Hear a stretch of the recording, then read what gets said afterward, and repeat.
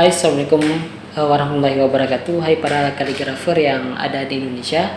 Kali ini kita bersama Kak Ahsanu Amala, yang alhamdulillah sebelumnya kita ucapkan selamat kepada beliau yang sudah meraih juara satu cabang MTQ lomba kaligrafi di cabang kontemporer ya, juara satu. Alhamdulillah udah mengharumkan nama Aceh di kancah nasional.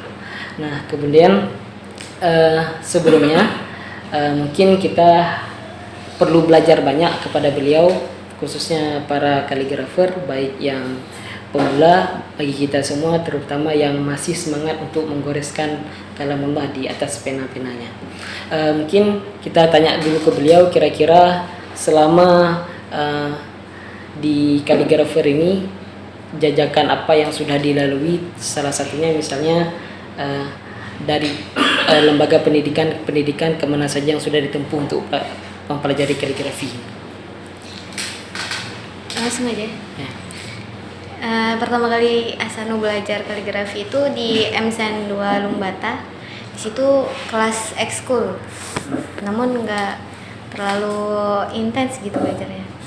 Yang lebih mendalam belajarnya tuh di Ma'had Darul Ihsan sama Ustadz Doni sama Ustadz Izarul.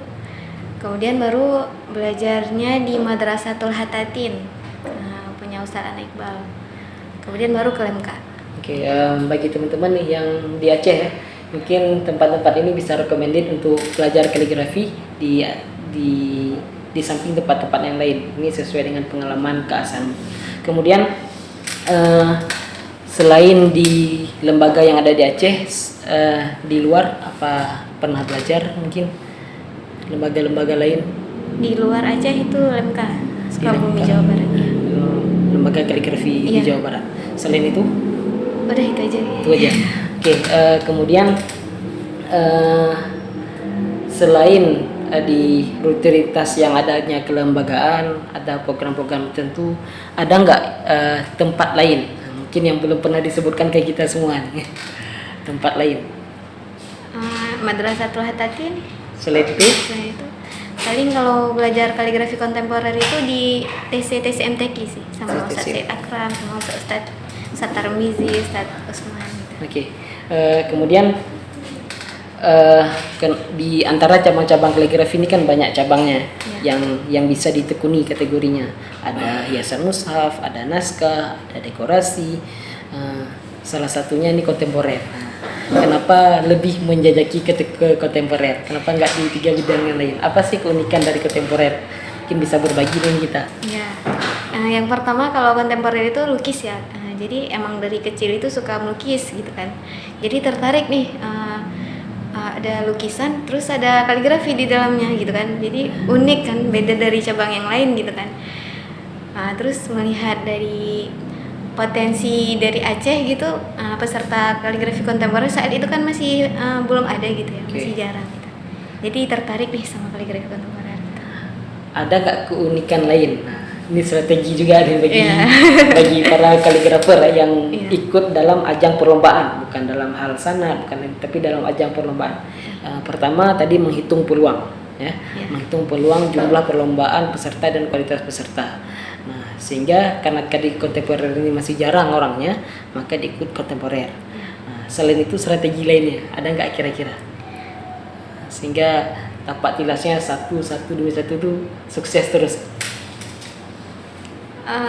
Gimana maksudnya? Misalnya strategi yang kira-kira selain tadi menghitung peluang, kenapa lebih memilih kontemporer?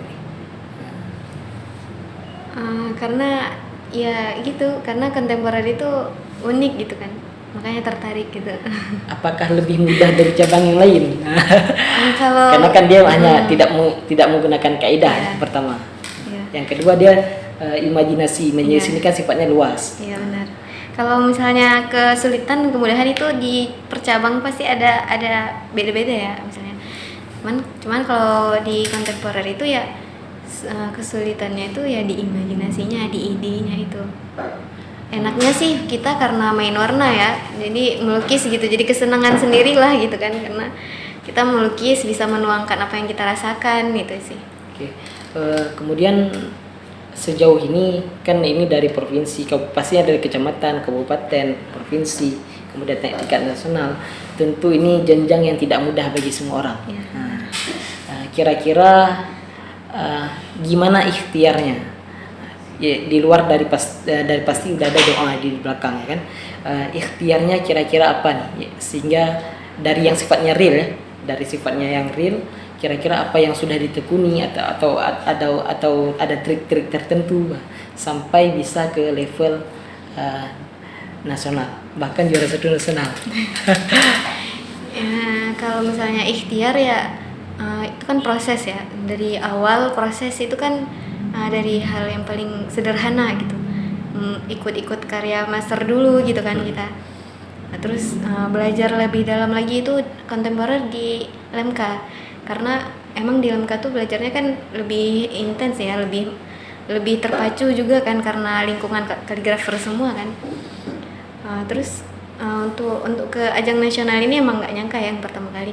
Cuman kemarin saya ingat sekali tuh pernah saya menulis di dinding kamar itu tahun 2020 saya tulis 2022 Go Nasional. Jadi itu mungkin yang membuat saya terpacu ya, karena pribadi saya sendiri kalau saya ingin sesuatu saya tulis dulu tuh, kayak misalnya saya pengen ke MK tuh saya tulis di dinding kamar, saya pengen ke MK tahun sekian, kayak gitu juga misalnya Go Nasional itu saya tulis di dinding kamar. Jadi setiap saya melihat saya aminkan, saya salawatin, saya berusaha untuk melawan malas misalnya kan, kadang kita malas latihan atau gimana kan gitu. Oke, baik ya, ini tip yang pertama begini teman-teman. Siapapun yang bermimpi, yang menginginkan untuk mencapai sesuatu, tulis di dinding kamarnya. Ini tip dari Kak Asani. Nggak salah kalau kita uji coba ya. Setiap orang boleh bermimpi karena mimpi itu gratis Kak ya. Iya. Tidak ada bayar, tidak ada rupiahnya, semuanya gratis, dan berusaha untuk mencapai mimpi semaksimal mungkin. Di samping itu nih kita kuliti bagian lain, kira-kira ada nggak keistiqomahan dalam ibadah yang dicapai atau dicoba istiqomahkan selama mengikuti lomba nih? Mungkin dari ibadah nih Allah kasih jalan nih, permudah. Kalau orang lain kan berusaha misalnya ada duhanya kan, mungkin dari Kak Sani untuk menulis kaligrafi ini apa kira-kira istiqomahan ibadah? Ini bisa dicontoh bagi teman-teman yang mau juara nasional. Iya benar. Ya setiap yang kita inginkan pasti kita minta dulu kan ke Allah, dan ketika kita berdoa kuncinya yakin aja, yakin Allah tuh pasti ngabulin doa kita. Dan itu kalau misalnya masalah ibadah ya, terutama yang wajib dan yang sunnah ya ditekuni terus, baik itu duha, tahajud dan sebagainya kan, ngaji Al-Quran. Dan saya juga ini ada dapat amalan dari Ustadz Hilmi juga sebelum Dari Ustadz Hilmi. Ya, sebelum ikut lomba itu baca bismillah 21 kali, kemudian Robbi Syrahli sekali, salawat 3 kali, kemudian bismillahirrahmanirrahim sekali, langsung mulai. Nah, dan malam sebelum lomba saya dari Ma'had sudah diajarkan dengan guru saya kan Ustazah membaca surat Al-Fatihah. Ya. Yang artinya kemenangan. Iya. Berarti mencapai kemenangan dengan Al-Fat. Insya Allah, dan selama saya mengikuti lomba saya selamat sih. Iya itu. Itu aja. Nah itu tips bagi yang selain ikhtiar juga ada ibadah, juga ada doa. Kami juga ada pantau di Instagram kakak nih. Kira-kira ada yang tanya apa sih tips untuk bisa mencapai nasional? Mungkin kami ada lihat kemarin doa. Iya. Kira-kira doanya itu gimana yang dipanjatkan kepada Allah Subhanahu Wa Taala? Mungkin ini kan doa ini kan beda-beda kalimatnya. Tapi kan ada hal kalimat mungkin yang tidak pernah diucapkan oleh orang lain, mungkin kakak ucapkan, mungkin Allah kabulkan. Ya, salah satu doa saya ya apapun kita minta aja ke Allah. Bahkan ada tuh kisah, kalau kita mau garam, kita minta aja ke Allah, ya Allah aku pengen garam gitu kan. Jadi apapun itu sebut aja, ya Allah saya pengen juara nasional, ya Allah saya ingin menjadi yang terbaik di MTQ nasional tahun ini gitu kan. Nah gitu aja, jadi kita sebutin aja, nggak usah kayak setengah-setengah nyebutinnya kan, langsung aja gitu. Oke. Kemudian masalah ikhtiar, ada beberapa kaligrafer itu bahkan setiap hari menulis untuk mencapai nasional ya. Ini kakak kan juara satu nasional nih, kira-kira berapa karya dalam satu hari dibuat? Apakah ada target harian, target bulanan, atau target mingguan, pekanan untuk bisa selain di TC ya, TC kan sudah pasti digembeng. Jadi yang harian di luar TC, kira-kira apa yang dilakukan? Kalau di luar TC kayaknya nggak pernah. Gak pernah. Karena ada kesibukan lain kan kayak kuliah gitu. Jadi alhamdulillah Allah kasih kesempatan untuk TC, dan kemarin kan berangkat pribadi ke LMK kan. Dan di LMK tuh Asanu pacu kali sih, ini harus selesai 1 minggu 2 karya harus selesai gitu kan. Cuman ya begitulah, kadang tercapai kadang enggak gitu. Oke, 1 minggu 2 karya teman-teman. Dan selain itu ada nggak ikhtiar lain yang dilakukan selain yang tadi seminggu 2 kali karya, atau ada target yang harus dicapai, analisa, ataukah harus pergi ke kalau kontemporer kan biasa kan pergi ke hutan untuk mendapatkan inspirasi, harus ada hal unik yang dilakukan atau bagaimana? Kalau saya pribadi, kalau untuk ini ya, waktu konsep itu yang menurut saya agak sulit ya. Bahkan saya mencari konsep tuh sempat pernah 3 hari, dan itu harus cari suasana nyaman, harus cari sendiri dulu gitu, nggak bisa di tempat ramai kalau saya nyari konsep gitu. Itu sih. Oke. Kemudian di atmosfer perlombaan, nah ini udah ke atmosfer gimana suasana lomba ya. Dari ini kan sudah melewati berbagai tahap, dari yang kecil sampai yang besar, sampai di event nasional. Di atmosfer perlombaan, selama perlombaan itu kira-kira ada nggak pantangan yang harus tidak boleh dilakukan? Karena ada kami mendengar beberapa koreografer tuh melakukan tidak boleh sombong, harus tawadhu. Mungkin ada hal unik lain yang bisa dibagi ke kita. Selama di start lomba, misalnya pagi jam 8 start lomba sampai jam 5 ada hal-hal yang tidak boleh dilakukan. Mungkin bisa berbagi dengan kita. Kalau Ustadz Zikrullah tuh pernah bilang, nanti kalau lomba jangan lihat orang lain ya gitu, jangan lihat karya yang lain. Kadang kalau kita melihat karya yang lain, kadang kita menjadi down ya gitu. Jadi fokus aja sama karya sendiri gitu. Selain itu, ada nggak yang lain? Ada sih, itu aja. Itu aja. Ada sesuatu nggak selama menjajaki kaligrafi ini, terutama ketika lomba berlangsung, kemudian ada hal yang salah dilakukan, terutama misalnya sedikit kesombongan, atau ada hal terlihat menghinakan karya orang lain. Pernah nggak terjadi langsung kepada diri sendiri gitu kena ya? Ada nggak pernah terjadi? Alhamdulillah selama perlombaan itu nggak pernah terjadi sih, karena saya merasa saya masih awam banget ya sama kontemporer, saya masih pemula banget. Yang lain pasti masih lebih hebat. Bahkan saya merasa ya Allah, aku di nasional merasa nggak pantas, merasa belum siap gitu. Cuman saya berpikir ini saya ada di nasional ini, itu pilihan Allah, dan rakyat Aceh itu menunggu kabar baik gitu kan. Dan kita di sini mewakili rakyat Aceh, bebannya itu besar. Dari situ saya berpikir gimana pun lawan saya lebih hebat, atau gimana pun lawan saya lebih kuat, bahkan ada yang udah lama ikut nasional, saya baru pertama gitu kan. Tapi saya yakin selama saya bersungguh-sungguh ataupun yakin gitu kan, karena kita udah minta sama Allah, kedua tangan kita itu juga punya Allah gitu kan. Kayak sebelum saya masuk ke arena perlombaan, bahkan waktu ketika saya lomba itu, saya yakinkan ya Allah, kedua tangan saya ini punya Allah gitu. Apapun yang dibuat sama tangan saya ini kuasa Allah, saya serahkan sama Allah. Kemudian sambil bersalawat, itu aja sih. Itu sambil nulis sambil salawat. Sambil salawat aja. Nah, bagi teman-teman, ini faedah salawat luar biasa. Tidak hanya seperti kita butuh apa kemudian kita minta, berarti sambil melakukan sesuatu bersalawat. Ini jarang kita dengar. Oke, kemudian ada teman-teman mungkin sering bertanya, kaligrafi ini kan sifatnya bosan. Beda misalnya kalau kita baca Quran setiap hari kan itu sudah pasti dalam syarat wajib misalnya kan. Nah, ini kaligrafi ini pertama butuh bahan ketika mau nulisnya, butuh pena, butuh lembaran. Nah, kadang-kadang kawan-kawan atau adik-adik kita ini termasuk saya sendiri mungkin jenuh atau ada rasa malasnya? Kira-kira ada tips nggak melawan rasa malas? Kalau dari saya, kalau ketika ada rasa malas atau jenuh itu cari suasana baru sih, atau keliling dulu, lihat lautan dulu gitu kan. Lihat lautan dulu, refreshing dulu kan. Kadang kita pasti jenuh tuh pasti ada, cuman ya kalau di lukisan itu apa yang kita rasakan kita tuangkan kan di dalam lukisan. Makanya kita cari suasana hati yang enak sih kalau saya. Berarti kalau udah nggak mood boleh keliling-keliling, Iya, ambil keliling. motornya keliling dulu. Atau naik transskuter aja nih. Oke, selanjutnya beralih ke karya yang kakak buat. Ini lebih ditunggu-tunggu oleh para kaligrafer, membedah karya kakak nih. Kira-kira ini kan kami lihat dari beberapa karya nasional yang lain ya.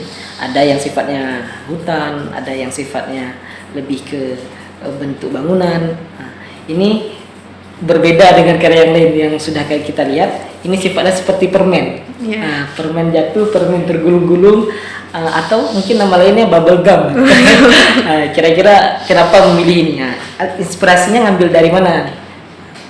Mungkin bisa dibagi ke kita, atau di dalam karya itu ada hal unik yang pengen disampaikan ke seluruh masyarakat Indonesia. Oke, silakan.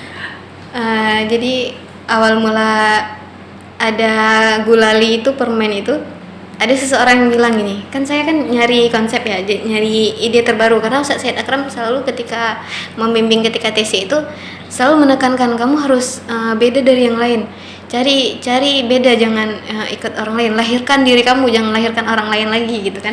Jadi saya berpikir keras tuh, apa sih yang belum orang buat gitu kan. Dan ada orang yang bilang buat aja itu khas Aceh, mie Aceh atau apa gitu kan. Kopi Aceh. Ketika menyebut mie Aceh, saya kan teringat makanan ya. Jadi saya teringat makanan apa ya yang bisa kita buat menjadi huruf gitu kan. Dan ketika itu kan masanya poki itu ya. Jadi ya saya tuangkan aja poki ke dalam kaligrafi gitu. Dan kebetulan itu menjadi suatu hal yang unik ya. Dan pesan yang kemarin waktu lomba itu kan ayatnya tentang Al-Quran. Jadi saya memilih warna-warna yang indah, yang mencolok, itu mencerminkan ayat-ayat Al-Quran itu kan ayat-ayat yang indah gitu. Allah juga kan Allahu Yuhibbul jamala. Ya Allah itu indah, maha indah dan menyukai keindahan. Jadi saya memilih warna yang indah begitu kan. Turunnya Al-Quran juga kan sebuah keindahan untuk di atas muka bumi kan, dari kegelapan menjadi dunia yang terang benderang gitu kan. Jadi saya memilih warna yang terang. Oke. Selain pesan yang tadi disampaikan, selain ini kan ada selain gulali kan ada yang lain juga nih di samping-sampingnya. Yeah. Nah, kira-kira kenapa untuk mengklubkan gulali ini tadi, kenapa pilih yang samping-sampingnya atau pemanisnya tadi itu dari yang lain-lain? Kan tentu pilihan itu kan sudah ditetapkan sejak awal ya. Harus memilih ini, memilih itu ya. Kenapa kira-kira untuk pelengkapnya itu? Nah, kalau menu makanan tuh berarti sausnya. Oke, silakan. Pelengkap yang mana nih? Pelengkap yang samping-samping gulali tadi. Kan ada yang lain. Kami lihat ada kayak bentuk-bentuk yang lain selain gulali tadi. Biar melengkapi aja sih. Melengkapi aja rame. biar rame. Oke. Iya, tergantung ayat. Jadi tergantung dengan ayat. Kemudian rencananya setelah tercapai kesuksesan di bidang kaligrafi kontemporer, apa langkah selanjutnya? Apakah mau go nasional? Mau go nasional seperti Ustaz Teguh atau maksudnya go internasional, atau mau beralih cabang? Nah, ini juga menantang Kak Sanu, atau mungkin ada para netizen yang ingin tahu kira-kira mau beralih ke cabang mana? Nah, ya saya masih bingung juga sih mau beralih ke cabang mana. Cabang sepak bola bisa nggak sih? Cabang sepak bola banyak persyaratannya. Banyak persyaratannya. Belum tahu. Belum terbayang. Oke, ini PR bagi kita semua nih. Mungkin dikasih ingat Kak Sanunya kira-kira mau pilih cabang mana atau diarahkan atau punya usulan lain, silakan disampaikan di kolom komentar ya. Kemudian bagi teman-teman para kaligrafer yang ada di Indonesia, mungkin Kak Ihsanul mungkin mau menyampaikan pesan kepada seluruh kaligrafer termasuk adik-adik kita nih yang masih belajar dari awal, masih mungkin kakak-kakaknya sudah tinggi, udah juara 1, juara 2, adiknya masih tulis alif, ba, ta. Mungkin ada pesan yang mungkin disampaikan kepada kita semua. Pesan dari Ahsanul, kita tuh kan mencapai kesuksesan pasti berawal dari nol dulu ya. Nah, jadi nikmatin aja dulu prosesnya dari nol sampai ke puncak. Dan ketika kita berada di proses itu, ya usaha terus gitu, diiringi sama doa. Gitu. Kemudian bagi teman-teman yang mau belajar kaligrafi, selain mendakwahkan dengan lomba, kira-kira cara dakwah yang lain yang efektif untuk kaligrafi ini apa kira-kira? Ada nggak yang mungkin Ahsanul terpikirkan ini cocok nih selain tulis di ajang lomba, memproklamirkan keindahannya semasa lomba FTQ atau lomba-lomba lainnya, mungkin ada cara lain? Media dakwah tuh banyak ya, nggak cuma di mimbar ya, di seni seperti ikut lomba itu juga salah satu media dakwah ya. Cara lain ya bisa kita sambil mengajar kaligrafi gitu, atau kita terima orderan gitu kan. Itu kan juga salah satu media dakwah ya. Oke, mungkin ada teman-teman yang mau order setelah ini, mau order di Zakir Fasir Kaligrafi. Mau order ini karyanya untuk dipajang di ruang tamu, mungkin langsung hubungi Kak Ihsanul boleh. Oke. Atau ada bagi teman-teman yang lain mungkin yang mau order alat-alat kaligrafi dan sebagainya, mungkin bisa berkunjung di toko Zakir Fasir Kaligrafi. Dan kali ini juga kita sudah launching di Banda Aceh, khusus menjual alat-alat kaligrafi dan lukis, bisa pesan online atau diantar langsung oleh karyawan. Ada lain Kak yang mungkin disampaikan?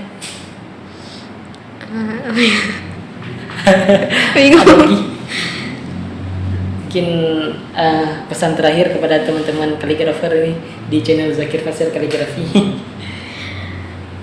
Pesan saya, kalau kamu punya impian, jangan pernah takut untuk bermimpi. Karena kayak tadi kan, mimpi itu gratis kan, tapi kita juga berusaha di situ.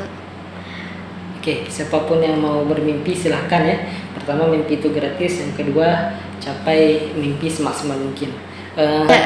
Ini ada satu pesan lagi dari saya. Kalau kamu ingin sukses, itu ada 2 hal yang harus kamu lakukan. Yang pertama itu minta ridho orang tuamu. Yang kedua, minta ridho gurumu. Gitu. Jadi sebelum lomba itu minta ridho guru, doa guru, minta maaf sama orang-orang, minta maaf sama guru kita. Oke sih, itu sangat penting sih, ridho itu. Itu pesan dari Kak Ihsanul bagi teman-teman. Jangan dilupakan guru sama orang tua. Itu sosok yang sangat membantu kita selama berjuang di dunia ini kan. Kalau orang tua dari awal sejak lahir, kalau guru memberikan ilmu luar biasa. Ingin menyampaikan terima kasih karena saya ada di tahap ini itu berkat doa dari orang tua, keluarga, guru-guru saya dan teman-teman yang sudah mendukung dan mendoakan saya. Terutama saya bersyukur sekali kepada Allah karena saya nggak akan mampu sampai di tahap ini tanpa pertolongan Allah, tanpa bantuan Allah.